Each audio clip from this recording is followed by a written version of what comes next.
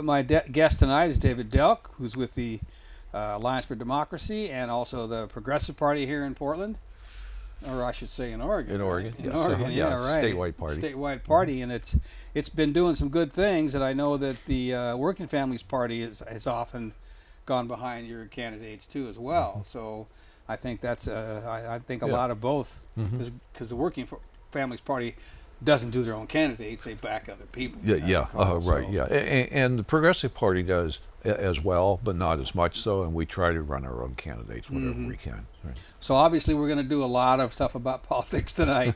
And then, as I said, David's with the Alliance for Democracy, which is a national. It's not international. It's just national. Yeah, right, and it's got a local chapter. And maybe we might. What was that? That's AFD-PDX, I think. Yeah, AFD-PDX.org. All right. Right. And there's a lot going on in Portland, and there's a lot going on in the country that you can get information about from that website. And also the Progressive Party is progparty.org. Right? Yes. Right. So I want to get that out there so when we get into this conversation we don't forget. Yeah. And we're going to talk about campaign finance reform, and we're going to talk about two initiatives, one statewide and one Portland. One Portland. And we might talk a little bit about some information I got from a website called defendoregon.org having to do with some initiatives that signatures are being collected now. And I'm not one to really say, don't sign that. I think people should decide. But there are some that I would say, no, I wouldn't even sign it. And that's a couple of them. But you can go to that website, defendoregon.org, and choose what you think yourself. But we'll talk a little bit about let's talk about the statewide one. This has been going on. We've had Dan Meek on in the past. I've had Lloyd Marbett and maybe a couple others, and yourself too, probably, talking about campaign finance reform. This has been a slugfest for years. In fact, I remember two of them got passed, but since the one got passed and both got passed, but one wasn't implemented for some reason. Yes, right. So this is Measures 46 and 47 in 2006. That was it. Measure 47, which actually had limits on campaign contributions and a bunch of other stuff in it, was approved. But the other measure, 46, was not approved. It was the constitutional amendment change, right, to allow limits in Oregon. And so Oregon is one of 4 states with no limits that are enforced. And the reason is because the Oregon Supreme Court has interpreted our constitutional free speech rights to mean that we can't limit campaign contributions. And this is in spite of the fact that there are, I think it's 26 other states that have the same wording as ours. And in those other states, they all allow limits on campaign contributions. So Oregon is totally unique, not in a good way, in saying that no, this is not allowed. So this is all at the foot of the courts, then.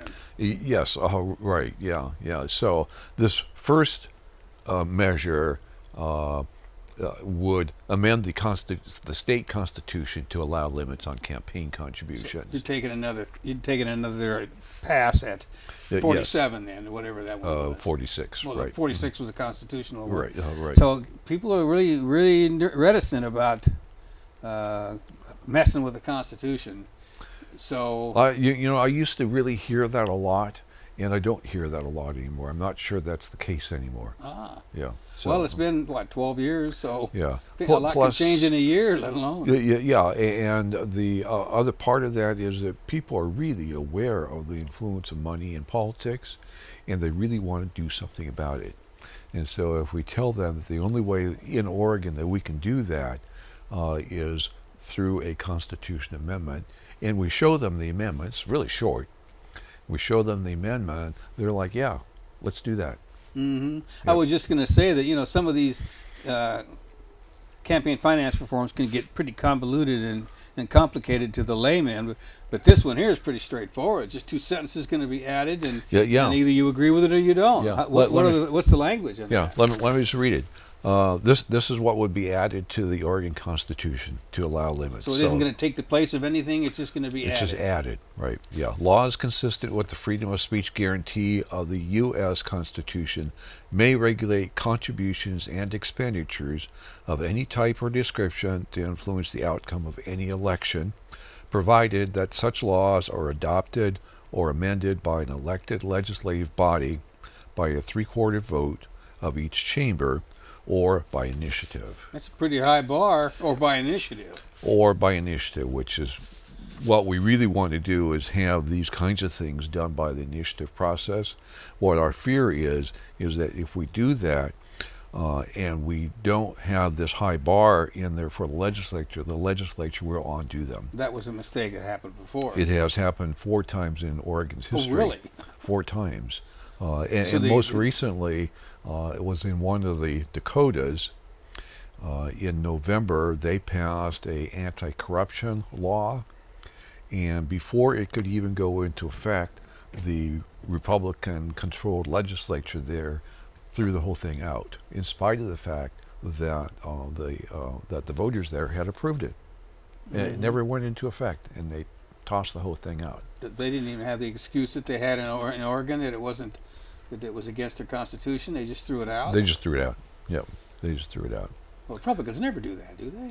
Yes, they do, and some Democrats will too. Yeah, that's true. I mean, yeah, let's not give the Democrats a pass. No, let's not. I sometimes do that, but it is true. But they all live off that campaign cash. Yes, but I don't know what their problem is. If that's cut off for everybody, then they're all in the same boat that there are now. Well, and we still would have a democracy. Yes and no. We all would be in the same boat, but Republicans have the ability to raise large sums of money for specific elections that Democrats quite frequently don't have. And this would level just the field. level that field. So. Well, I think you were talking about earlier before the show that nationwide people are always in favor of this. Yes, right, and we know locally they are as well, because in 2016, November 2016, there was a ballot here locally in Multnomah County that established limits on campaign contributions for county offices, and that bill passed with 89.6% of the vote. I mean, that's unheard of. And that was in November, so there was a lot of people voting, probably. And there were a lot of people voting, and so we know there's very strong, if we can get these kinds of things on the ballots, they will pass. Mm-hmm. They will pass, right, yeah. So this statewide initiative that we're working on, we originally had one that we were working on for the November 2018 ballot this year, but it got challenged, and so it went to the court system, and the short of it is that it stayed there for too long, and so we didn't have time to gather signatures to put it on the ballot for this year. So we refiled, and that's what I just read to everybody. Mm-hmm. We refiled that for the November 2020 ballot. So we will be soon collecting signatures on that for the November 2020 ballot. So you're not collecting signatures yet, then?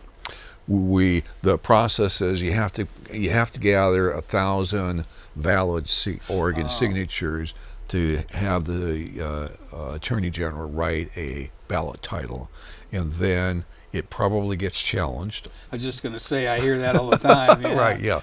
So you need that time. You need the right. time. Yeah, so we need the time, and so this we will have the time to get this done. So that would be being passed or not passed at the same time that we're voting on another president, then. Yes, right. Yeah, there'll be lots of reasons for people to be really concerned about money in politics with a national election. Well, especially since they're going to probably, after November, they're going to probably start campaigning for 2020. Yep, it may not be overt, but that's, yep. I mean, Trump's already campaigning. Mm-hmm. Yes, right. So that'll show that, this stuff goes on for 2 years, and look at all the money. I always thought that most of that money goes to the media, so the media is not going to be very much into campaign finance reform because they get all the bucks from it. Yes, they do. Right. So Yeah. I mean, I don't mostly the television, but Yep. you find that it doesn't take a real genius to know how to work the system. Just give them outrage. And if they didn't know it before, they know it now. Just give them outrage, and they gave the candidate that won, and a year and a half ago, they gave him all the free press they could possibly give. Mm-hmm. Oh yeah. A lot of people say that's and they're still doing it. Exactly. So much of what he tweets about that makes the news is not necessarily very important, but it keeps his name out there, and so he really knows how to work that. And people call him stupid, and I think I agree in some ways, but just some ways that he understands human nature, at least facets of human nature. Well, he understands media. Media doesn't want to dig. Mainstream media doesn't want to dig very far. Mm-hmm. And so they will go with the easiest thing that will get them headlines and get them viewers. Sure. And so he understands how to do that. Whether it's a Twitter storm or a hurricane, or folks sitting out on the Columbia Gorge with their cameras waiting for the ice storm to hit. Don't much digging there. No, not much digging there. So right, I can understand that. And I put a lot of everything that's wrong with this country at the foot of the media, because personally I believe that the media covered even a semblance of what was really going on in this country, the dynamic would be a lot different. Yeah. Speaking of media, one of the other things that I wanted to call people's attention to is a event which is coming up this coming Sunday on June 3rd. Sure, let's talk about this, off and on during the show. Yeah, and of course now I can't find my note. Well, anyway, it's a documentary called All Governments Lie. Catchy title. It's a catchy title, and here it is. Okay, All Governments Lie, and so it's June 3rd, Sunday. From 6:30 to 9 at the First Unitarian Church downtown Portland, 12th and Salmon. And the documentary celebrates independent investigative journalists like Amy Goodman and Jeremy Scohill and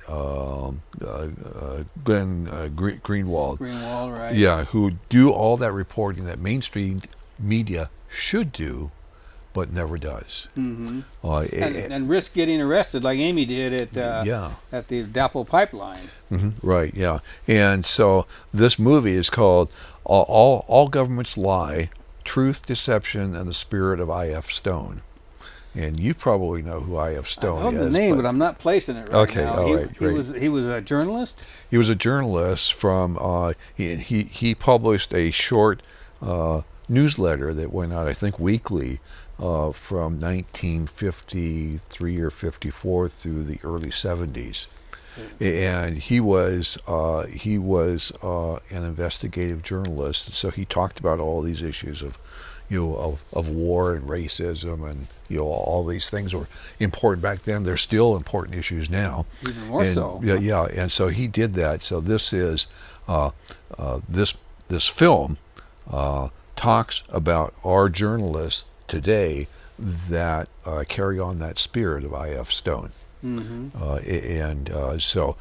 the other plus of going to see this movie is that the producer, Jeff Cohen, will be there afterwards to do commentary and do a Q&A.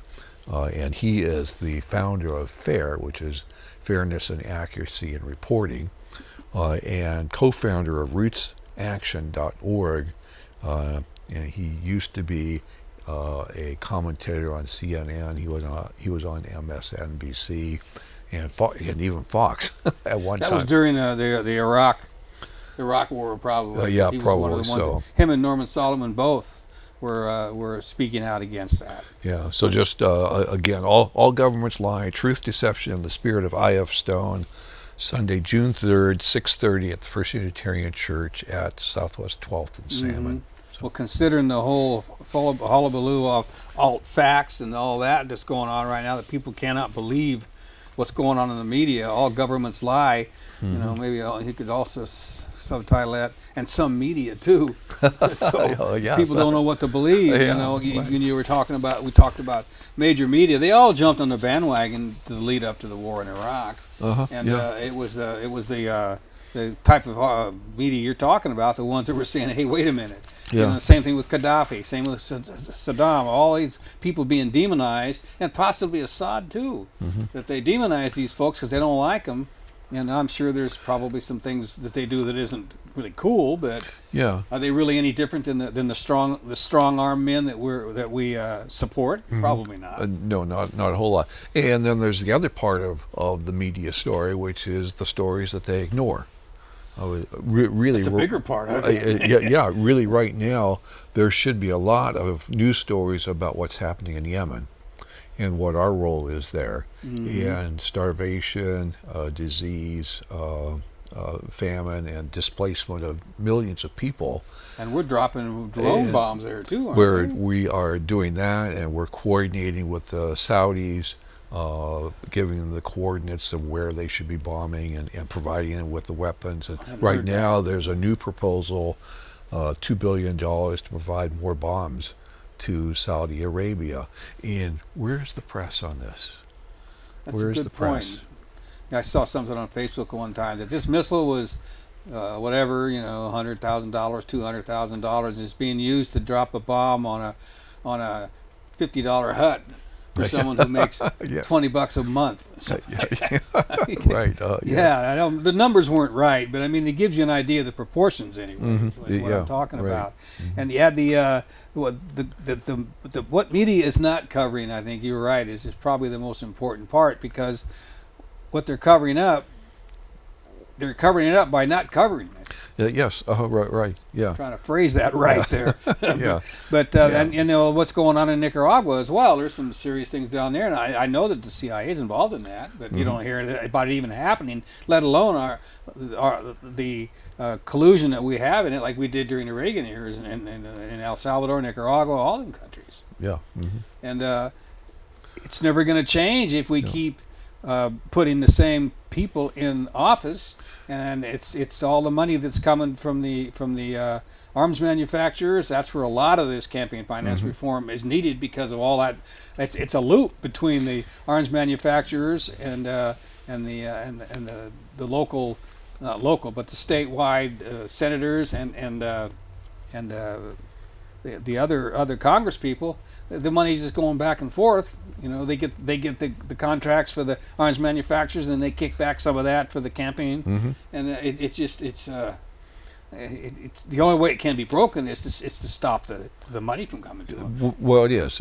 So we need to have these limits on campaign contributions. We need to provide publicly funded public funds for candidates to run their campaigns if they promise not to take these private contributions. There's a whole lot of things that we need to do, but that's a place to start. Those two things work hand in glove with each other, and so the Progressive Party and the Alliance for Democracy both support both of them for city elections, state elections, for national elections. Well, I know there's things other countries do, like limit the length of the campaign to a couple of months. I think Israel does that. I'm not sure, but I've heard that there are states, countries that have other ways of doing it, and not so much other ways, but ways along with that. Oh yes, right, yeah, and then of course the other thing we really need to do is be sure that everyone who is old enough to vote is actually able to vote. So we need to be sure that felons in particular are able to vote, and that their votes count in the election where they are from, not where their prison is at. And we need things like mail-in ballots, like we have in Oregon. We need to have that everywhere.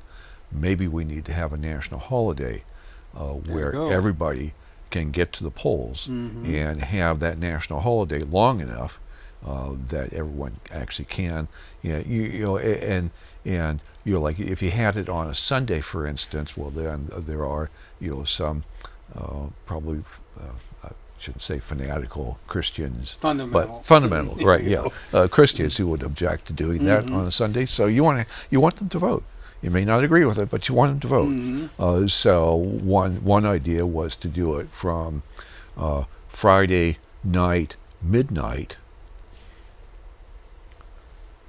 No, noon on Saturday through noon on Sunday. So if people had religious restrictions on doing something They like could do that it on a before. Saturday or a Sunday, they've still got the time Sure, frame it's still a frame to do 24-hour period. Or it. Yeah, whatever. right, yeah. Because Oregon's been really very, as usual, not as usual, but often is ahead of the game with the mail-in voting. And also, if you sign the DMV, you're Yes. automatically, or you can opt to sign it at automatic that point. registration, right? And yeah. that should be something all over the country, along with it being a holiday. Yeah. It is in a lot of countries. Oh, absolutely, absolutely. Just like May Day's a holiday in a lot of countries, but Yeah, not here. yeah.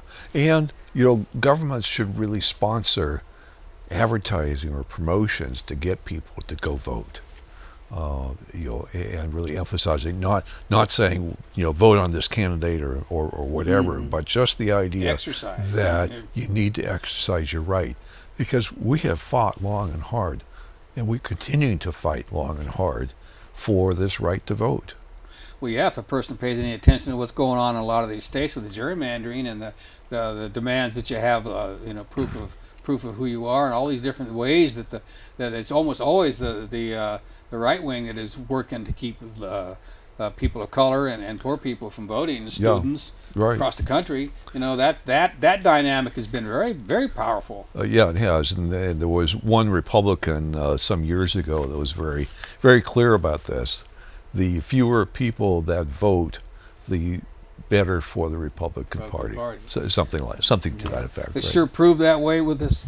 And aside from the Electoral College, it proved to be that way this last time. Yes. Because that Electoral College, I forget who it was elected not too long ago on that rather than on the popular vote. Well, Bush, no, it was Trump. well, I mean, before that. Oh, before that, yes. Yes, it was George Bush. So we ought to get the winners that way. Yeah, right. Yeah. Well, at least from our perspective, anyway. So, yeah, it's been a battle. You'd think that it just seems to me that people should want people to vote, and if you lose, you lose. You know, it's the end does not justify the means, and with a lot of folks in politics, it seems quite the opposite. Yeah. It's what's the saying? It's not whether you win or lose; it's how you play the game. Well, that's not the way it is anymore. No, not at all. It's whether you win or lose. It is definitely how you play the game. Right. Yeah. Right. So something you said a minute ago clicked me that you said something about that the government will supply the money for the candidates running, and that's what's going to be going on here, hopefully in the near future with in the city of Portland. Not with this initiative you've got, but you're moving towards that. Yeah. So the city council a couple of years ago now approved small donor elections. So small donor elections are candidates are given I think it was either a 5-to-1 or a 6-to-1 match for donations that they receive. They're under $200. I may have the exact figures off, but the idea is correct. And so they approved that, but they did not fund it at first. And so there's been a group of people who have been advocating for that and have been working with the city and the city council specifically to advocate for full funding. And this city budget that was just approved now does have full funding of it, so that hopefully they will hire a director for the program, which they're looking now for a director and a support person, and then they will be able to roll that out for the 2020 election is the goal. And how will that change the dynamics of the 2020 election? People who are running in Portland will be able to, what used to be with the voter-owned election, you'd get 1,000 signatures, $5 a piece, and you could get up to a couple $100,000. Is it going to be somewhere down that same avenue, or it is something along the same idea. You have to get a certain number of signatures or very, very small donations to qualify to show that you have support. And then when you get donations, then they are matched. But the You gotta old get the system, donations yeah, first. the old system, you got a lump sum. And this system, as I understand it, is that as the donations come in, then you get the money. Is there any limit on the size of the donations? Yes, yeah. So you could not accept a donation of $1,000, for instance. I think it was either 200 or 250 was the maximum size of a donation you could receive that would be matched. So the contractors and the builders who traditionally have been the big donors around here, that's gonna keep them out of the mix. Hopefully. Yes. The only problem with that whole system is that it is voluntary. And so candidates would not necessarily have to buy into or opt into that program. If they didn't opt into it, then they could continue to take the developers. That's the way it was before. Money, the way it is now. Mm-hmm. Right. Yeah, like we keep saying like it was before, and perhaps the viewers are new in town or didn't know, we had the city council passed the voter-owned elections, and that's how Amanda Fritz got elected. Oh yes. And it didn't last long because the city passed it, and then the people that were against it for I don't know why. You may know why. They put it to a vote of the people, and of course it was the old same scare tactics that we can't stop clear cutting because it's going to cost you money in the long run for wood. We can't label genetically engineered labeling because it's going to cost more. The same thing here. The scare tactics was, oh well, it's going to cost us a lot more money because the money's going to be coming from the city rather than from private donations. Yeah. And they turned it down. Yes. Yeah. But it was a very close vote. I think it was only a few hundred votes difference between that's between the huge. yes and the no. So and there was a lot of money spent to convince people to vote no. And there always is. Yeah, there always is. Well, like with the labeling for genetic engineered, it was like 2 or 3 to 1 who were in favor of it at the beginning. Yes. And that's what they lost by. Yeah. So right. People's pocket. You appeal to that pocket, and it's really difficult to a dynamic to go against. Yeah. And do you foresee any issues with this particular one since it's people have to donate to you and you get matched? It's a lot different than the other one. Well, it is a lot different, and they did realize there were problems with the other one, and so they took a very successful program that's been operating for quite a long time in New York City, and this is matched, or this is based on that excuse me, on that program in New York City, and it's been used a couple other places as well. So. Well, we can't always be on the cutting edge. No, but we're close to the edge. We're working on it. Yeah, I know. Right, I know that it's cities that have, but there has been other whatevers that have done this before too. I think. Yes, right. Just cities, and it's there's a lot to learn. That the mistake we made is in the long run. I always say we turn down voter-owned elections. That's terrible. But at the same time, there was lessons learned, and we 2 years later, whatever, we moved down and we fixed those problems and we move on to something different. Yes. This does sound better because if you can collect some money and they match that money, of course, people who can bring in, an incumbent still has that high profile who will get all those $200 or whatever donations and can get that money from the city. They still got an advantage. Oh, most definitely. There's tremendous power in being the incumbent. Just by itself, so but it's not totally. I mean, we can think of Steve Novick was on the city council, and then Chloe Daly ran against him. That's right. And won. That's right. And spent a lot less money for her election, and she wasn't the incumbent, but she was a fresh face. That is, and we're getting a lot more of that coming on. We're kind of getting off the subject here, but with Julia DeGraw and Joanne Hardesty, and she was Bowman for me for so long. And they made a good showing.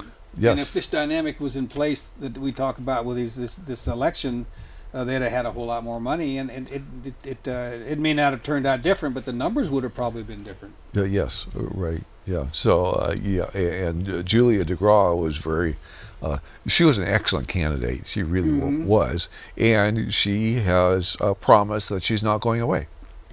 So she came up with a lot of really excellent, somewhat new ideas about what the city should be doing, redistrict or instead of having elections at large, doing them by district, Right. so that East Portland, the area east of 39th or east of 82nd, might actually have somebody who lives in that area on the city council instead of having everybody being close to the Willamette River Sure. or on the west side. We talked about that at length when she was on the program, fairly early in the campaign. And I remember, on the Independent Producers Organization program we used to do, Bruce Bouchard used to talk about that. Oh yes, And I think it's important. I mean, if you do it, I think we're one of the few cities of any consequence that does it that way. yes, yeah. And it's just a tradition. That's what they've been doing for so long that I don't know that people don't want to change. And of course, the people who are incumbents, they like it that way. Mm-hmm. And it would be really difficult for them to continue if they live in an area that they maybe aren't representative of. Yes, I right. think that would be the problem. Like Julia would represent very well in Southeast Portland, where she was from. Yes, and the other part of that is that if you have district, it becomes much less expensive to run in a district than to do it citywide. That was one of the reasons why when they first set up this current form of citywide elections, they did that was because there were actually people like you and I who were winning elections and sitting on the city council, and the business interests didn't like that, and they came up with this reform of the district elections, and they said, let's just elect everybody citywide, because then we will get people who have money, I didn't know that will it was be originally beholden to districts. money. Yes. I did not know that. Well, darn, learn something every day. But I'm not surprised, because there's been manners of electing that we were trying to get back, and it come to find out, I can't think of it at one of the moment, but it was that way at one time. Yes, and it was changed in order to make it smoother for the folks that have the money and the established power. Yeah. And so, but we've used up 32 minutes already, and we've covered part of it. But one of the parts we wanted to talk about, and it's been a while. I've had folks come on talk about. I think Barbara Dudley might have been one of them, and I just enjoyed Barbara Dudley when she comes on, because she knows so much. But it's a whole idea of having a local bank rather than put your money in East Coast banks. Yes. And we talked about that as a state bank, but there's something going on. And in fact, it was just yesterday, something came up. Money was put into a feasibility study, I believe is what it was, for was it Metro that did that? Well, I know that Multnomah County just Multnomah County, authorized a feasibility study for a municipal broadband system, public broadband system, right, which was a really big deal. Right. I got two things put together. We got the banking and the broadband. Right, yeah. We've had folks come on to talk about the broadband, and that embarrassed myself there, but they're both really important issues. And, and the broadband that the folks that come on and talked about, even though I was already for it, it really convinced me even more that it can be done. It would, whether or not it would be cheaper, I don't know, but it would be better to keep it local here. Yes, right, yeah. And so that's a feasibility study for the Metro County. It would be a county for county. Well, it would cover the city. Right. Right, but it would not be. It would be organized by the county, right? So it would cover more people. Right. The city is actually in more than one county. It's like 99% of the city is in Multnomah County, right? And there's so I don't know. Right, I see. Yeah. Well, I'm glad that you corrected me on that, because that isn't necessarily something that we needed to go into very deeply. No. But the banking one is. Yes. Right. And we are advocating for the city council now to do a feasibility study for creating a public bank in Portland, and we know that since Chloe U. Daly was elected, she has been in support of doing this, and Nick Fish, talking about the recent election, Julia DeGraw was totally on board with doing this and moving on to the next steps for creating a public bank in Portland. Nick Fish has been quite supportive as well. He hasn't been quite as vocal about it, but yesterday, the Portland City Council voted to approve the new city banking services contract with Wells Fargo. I think that's where I got crossed up. Yeah. There was 2 votes going on. Yeah, I went, right. Jumped the horses. Yeah, right. But they voted to do what again? They voted on a new contract with Wells Fargo to provide banking services to the city. So this is not investing in Wells Fargo, because we don't invest in corporations anymore at the city of Portland. But this was just providing basic banking services for the city. And so they approved a contract for a 5-year contract, total of $675,000. So it's not a big contract, but it provides the basic services. They had put that out to bid, and they had five banks that bid on it. None of them were local banks. They're all really, really large banks. Bank of America, Citibank, probably the whole. Yeah, and some other bank I'd never heard of, but and so J.P. Morgan, Chase. So That's the one I was thinking of, Chase. U.S. Bank. Trying to remember. So anyway, the discussion at the city council was really interesting. All of the city commissioners had really negative things to say about all of the options had really negative things to say about Wells Fargo, about doing business with Wells Fargo, but also noted that the possible alternatives, the other banks that bid on it, were no better. And so they did vote to approve the contract. It was a 3-1 vote. Amanda Fritz wasn't there. Dan Saltzman, much to my surprise, voted no. And then the other 3 that were there voted yes on the contract. But in the discussion, Nick Fish pointed out that there was a lot of movement, that he didn't realize how much, but a lot of movement and interest on the part of citizens for creating either a state bank and or creating a city bank. So he acknowledged that. And Chloe Udaly also acknowledged this and said that she wanted to explore the options that a public bank would provide. And Ted Wheelers didn't talk about a city bank, but he did say, this was interesting to me, in answer to the question as how do we get more local community banks or credit unions involved with the city's banking, he almost instructed the city treasurer to investigate how we could break those services apart so we could do smaller contracts that local banks would be able to bid on. So that was an interesting thing. He wasn't advocating for a city bank, but he was advocating for something different. Kind of decentralize the whole thing. It was kind of a decentralization, right? Yeah, or just breaking up the services into their component parts and then putting each of those parts out to bid. The other interesting thing was that the contract, which was signed, has a clause in it that allows the city of Portland to withdraw for our convenience. So we can, with 30 days notice, get out of the contract. Well, that's always good to have. That's always very excellent, right? Yes, that was someone had some thought. Well, I'm curious. Forward. That $675,000 that's going to Wells Fargo, whatever it is they're doing for the city, how was that business being conducted before they hired Wells Fargo? Well, they've been doing it. This was a new contract that had just been put out to bid. So the city was doing this work themselves? No, Wells Fargo had been doing the work already for the city. So their contract had ended.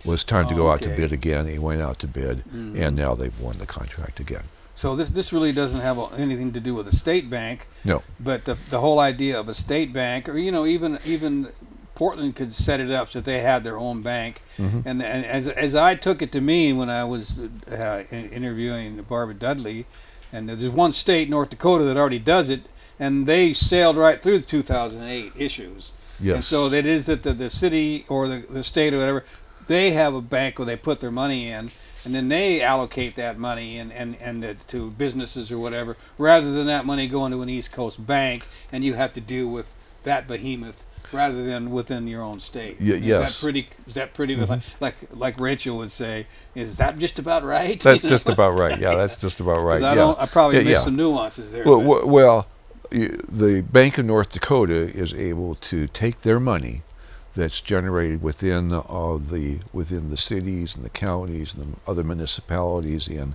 North Dakota, take all of that money, put it into the bank, and then the bank then uses that to create, to partner with credit unions and community banks to grow the economy locally. So in the standard model where you don't have a public bank, that money goes off to Wall Street and then they spend it wherever. You have no control, and you have no way of being sure that that money is invested in the local economy. They have no knowledge of our local economy. No. Much, anyway. No. And so we can do that here in Portland as well. And there is a lot of money that is sitting in various accounts here in Portland that could be used to capitalize a bank, and then our bank could use our money to invest locally in partnership with community banks and credit unions, and that money would be invested in the local economy. Not only would we have that advantage of investing in the local economy, we would also be able to determine that the investments that we make are congruent with the values that we hold.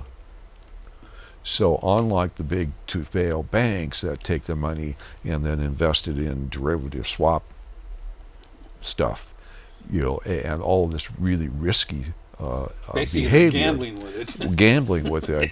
We don't have to do that. And so the other part of that is of course that if we have our own bank, then the bank would be set up to make a profit, but the profit comes back to us, the city, rather than to shareholders. Right.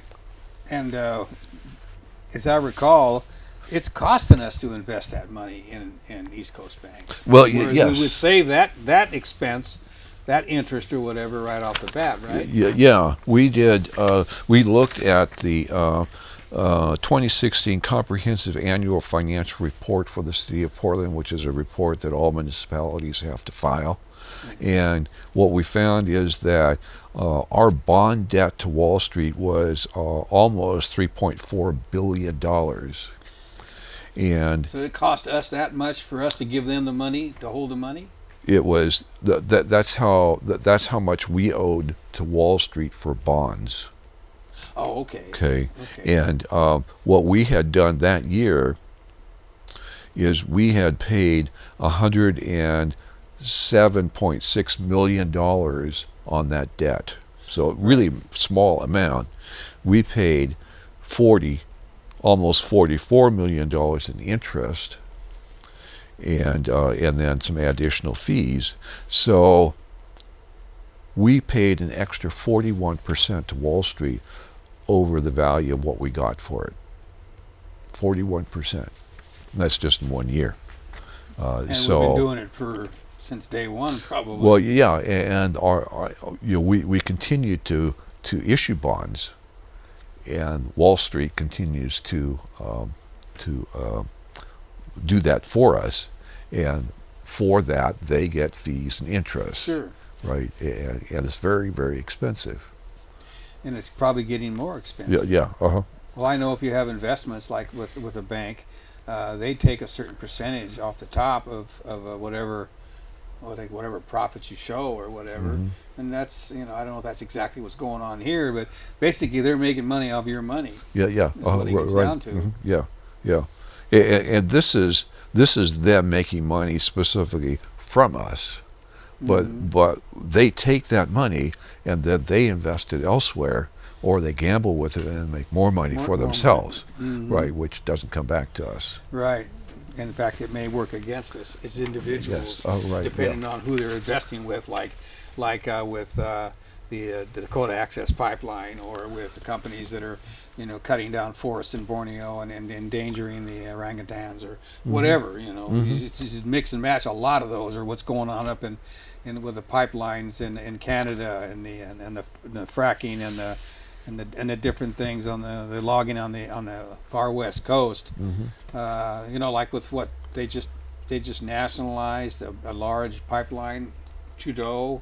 Yes, in Canada. In Canada, so right. there's so many things going on. Yeah. Follow the money, and that's what we're talking about tonight. Is not so much following the money, is take control of it. Yes. Oh, right. Yeah. And with the two, we got like 13 minutes left. Okay. And then we've touched on every subject, and we can back up a little bit. Let's just one more point on the public banking. Oh, great.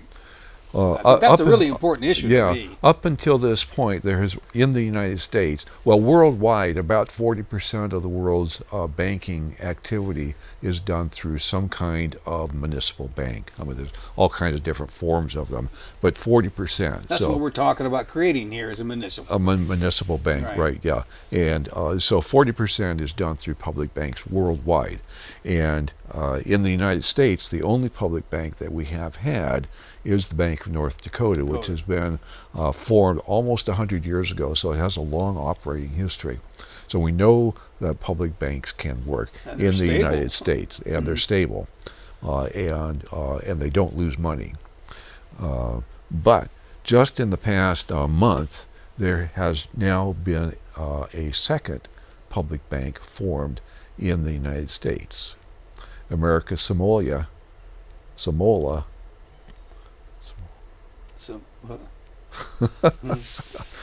Anyway, now that is like Puerto Rico. That's in the far to the southwest of the Hawaiian Islands. But they're an American colony or whatever. They're an American territory. Yes, all right. And so they just got approval to form a second public bank. And generally, when banks go to the Fed to get approval to form, that usually takes a couple of weeks for it to get approval. For this bank, and the reason is because it was a public bank, it took 2 years for them to approve it, because they didn't want to set the precedent of actually creating a second public bank. Well, they finally did it. America Samoa, I'm not pronouncing that right. Samoa. So, at any rate,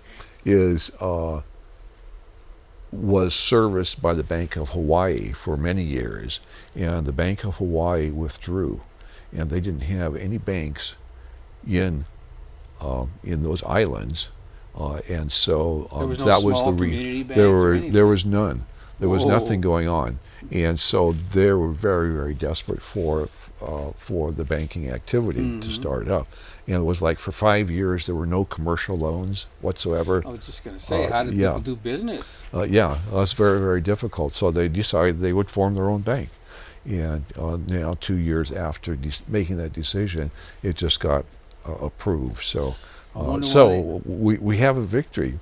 We've now increased the number by we've doubled the number. Well, it's a victory, but it's a victory that's 400 million miles away. It is. And I doubt we're going to hear much about it unless the people who are trying to form these municipal banks, try to bring it into the news, because I doubt they're going to talk about it. No. That's why I wanted to bring it up. I'm glad you did. At this point, because it really is a really big deal. But there are feasibility studies. It seems to me I heard that some city, San Francisco maybe, was looking at it. Yes, San Francisco actually did create a task force, and the task force has been meeting on creating a municipal bank. Santa Fe had already done that, and they've actually decided not to. They decided their city was just too small to actually do a municipal bank, so they're now advocating for doing a state bank.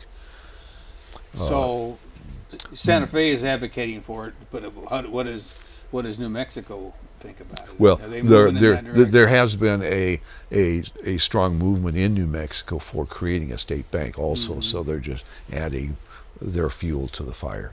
Well, San Francisco definitely has enough income or whatever to do something like Yes, that. right, yeah. So it probably has as much as the whole state of North Dakota. yeah, so there's huge activity in the whole Bay Area. San Francisco is moving forward. Oakland has partnered with Richmond and Berkeley to look at a public bank for that area, and then LA has got an active movement to do it, and Washington D.C., the state of New Jersey has a bill in their legislature to create a public bank with the support of the governor, and so there's a lot of activity right now for creating public banks. Just like the medical marijuana, it was California, and then it was Oregon, Yeah. and then it was Washington or whatever, and then boom, boom, boom. Every vote now, we get 3 or 4 more at a time. Yeah. And it's up to half. Yeah, The states. So it's slow to get the momentum going, but as it gets going, I think it's going to speed up. And it may only be Samoa, but still the numbers speak. We got 2 and this now. is why this bank that was just created in America Samoa is so important, is because that is maybe that is the trigger that says yes, we can. Sure. Yes, we can. And even though they don't have a whole lot to invest, they still, if it works out for the people, I think it'll really be a good idea in the long run for everybody to do that. And of course, once it starts moving in that direction, the big banks are going to start trying to cut it off at the knees. They may not be bothering now, I don't know, but but they're going to be working on that. Oh, they will be. Oh, absolutely. They're probably already designing their campaigns right now. Yes. Probably. I'm sure. Yes. So, right. Yeah. Well, like I was saying, if that one's done, we can kind of reiterate the statewide change to the Constitution. I forget what the terminology was. What was the first sentence of the terminology to change the Constitution? There you had it. On the it seemed like it might be contributions. it might be subjective for that initiative. What was the Laws consistent with the freedom of speech guarantee of the U.S. Constitution may regulate contributions and expenditures of any type or description. But does laws consistent with the freedom of speech? The Supreme Court held that money is speech, and so they don't. The nationwide, federally, we don't allow any. Well, so is that will that be an issue there? The U.S. Supreme Court has not ruled that we cannot restrict or place restrictions on the size of contributions and expenditures. Right? It's totally legal. The Citizens United decision didn't have anything to do with that. It just said you cannot ban corporate contributions. All right. Okay. You cannot ban. So we're not banning. Well, actually, we are, but we'd like to. We'd like to, right? Yeah, but we can regulate, and so this would just change the Oregon Constitution so that here internally we can enact limits on campaign contributions, which we've already started doing, because as I said before, Multnomah County voters in November 2016 actually did pass a bill, a measure, to establish limits on campaign contributions, $500 per individual or political committee. And there was a restriction on the size of independent expenditures, and then there was also some clear disclosure, so that if people give more than the $500 to fund political ads, they have to be shown and listed on the political ad itself. So now what we're doing is we have an initiative here in the city of Portland to do the same thing that we've done at Multnomah County, because the county election, the county measure only affected county offices. It didn't affect the city offices. So now we need to do the same thing for the city offices. So we are actively gathering signatures for a ballot measure, which will be hopefully on the ballot in November of this year. Which seems like what we're talking about with the banks. We got North Dakota, we had Samoa.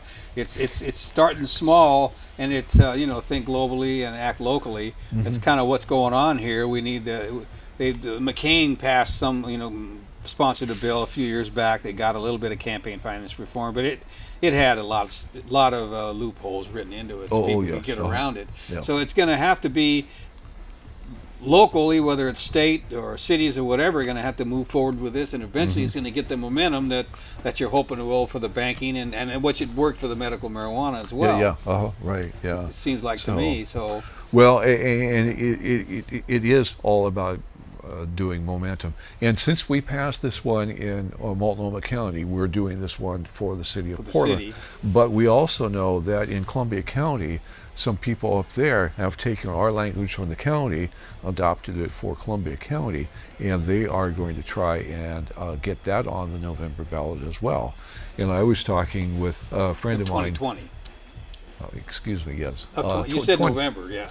November 2018, this year. Oh, this year. This year, all right. And I was talking with a friend of mine down in Ashland, and he is going to take rework the county bill for the city of Ashland and present it to the city commission there, or city council there, and ask them to adopt it. And then if they don't, then he'll probably pursue an initiative campaign to do that. So popping up energy everywhere. Sure, and it must be popping up places you don't even know about. Oh, I'm sure. That aren't connecting up. Yeah. Even though that as it goes on, I think that people will be connected up more and more. And if people look to Oregon for this sort of thing. Unfortunately, half the states have initiative that can have an initiative process, something like that. Right. And I don't know how all that works, which states do and which states don't. I know the whole West Coast does. Oh, yes. The left coast, as we call it. The left coast, yeah. But these are some good moves, and I can really appreciate and applaud you and all the folks that are been involved in this. You took some beat down, you took some wins, and then got beat down with that one measure 46 or 47, whatever it was, and people just keep coming back, and because it's a dynamic, it's a fulcrum or whatever that it's just obvious this is how it has to go. Yes, right, yeah. And I really want to take the moment to emphasize that this is one of the reasons. This points to the value of minor parties, because this would not be happening without the leadership of the Oregon Progressive Party, and these have also been endorsed by the Pacific Green Party and the Oregon Independent Party. And so this really shows the value of minor parties. And a lot of people like to say, well, you should all be Democrats and not divided and all that stuff. It's like, well, there is a reason why you have minor parties. There's the value of it. And this and the public banking are two reasons why third parties are valuable to have in the equation. It's too bad there's not some right-leaning parties in there, like the Libertarians or whatever, because I know that the Republicans, I just bring that up because I know the Republicans, people who vote for Republican or conservative, are concerned about money in politics as well. Yes, the Libertarians are have challenged the 2018 statewide ballot measure, and they have challenged the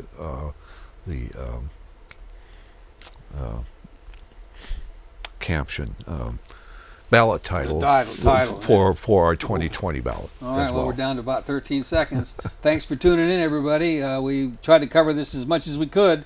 You'll be hearing more about this in the future. Thanks for tuning in. We'll see you in 2 weeks.